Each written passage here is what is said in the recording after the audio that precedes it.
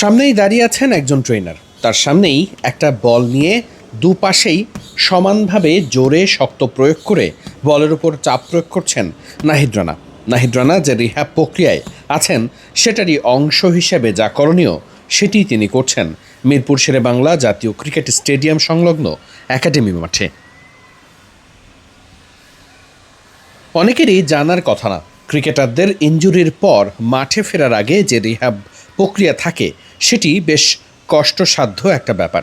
প্রত্যেকটা দিন রিহ্যাব প্রক্রিয়ার যে রুটিন থাকে সেটি মেনে চলার জন্য বেশ কঠিন একটা পথই পাড়ি দিতে হয় ক্রিকেটারদের। পেসারদের জন্য সেটি আরও কিছুটা বেশি।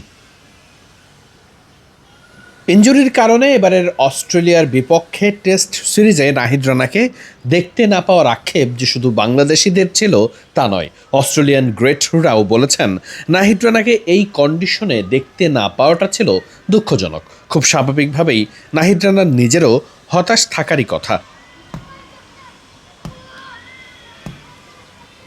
পেসারদের ইনজুরির ক্ষেত্রে রিহ্যাবের যে প্রসেস থাকে সেটা মেইনটেনের জন্য আলাদা করে একজনকে নিয়োগ করা হয়ে থাকে।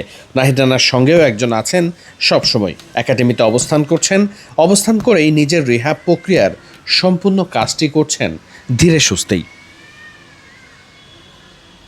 দেখা যাচ্ছিল কিছু সময় পরপরই নাহিদ রানাকে সেই ট্রেনার দেখিয়ে দিচ্ছিলেন কিভাবে তার কাজটা করতে হবে। নাহিদ রানা সেটি দেখে বুঝে একটু নির্দিষ্ট সময় পরপরই সেই কাজটা করছিলেন। রিহ্যাব প্রক্রিয়ার অংশটা একটা লম্বা সময় ধরেই চলে, নাহিদ রানাকেও সেটি মেনটেন করতে হচ্ছে।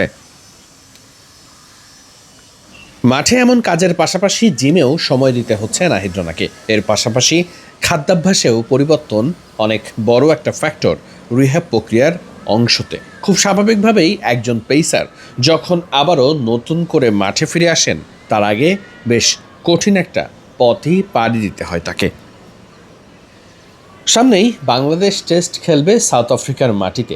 সেখানে বাংলাদেশ যদি অস্ট্রেলিয়ার মতো একটা বা দুইটা টেস্ট জিততে পারে তাহলে আইসিসি টেস্ট চ্যাম্পিয়নশিপের হিসেব নিকেশটাই যেন ওলটপালট হতে পারে। গুরুত্বপূর্ণ সেই সিরিজে নিশ্চিত করেই বাংলাদেশ নিজেদের সেরা পেসার নাহিদ রানাকে পেতে চাইবে। নাহিদ রানাও সেই সামনের গুরুত্বপূর্ণ সিরিজগুলোকে সামনে রেখেই নিজের প্রস্তুতির কাজটা করছেন, নিজেকে প্রস্তুত করে রাখছেন যাতে করে এরপরে আর বড় ধরনের সমস্যায় পড়তে না হয়।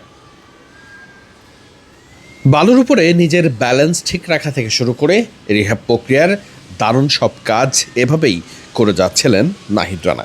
নাহিদ রানা দ্রুতই সুস্থ হয়ে স্বাভাবিকভাবেই আগের মতোই গতিতে বল করুক, সেটাই সকলের প্রত্যাশা।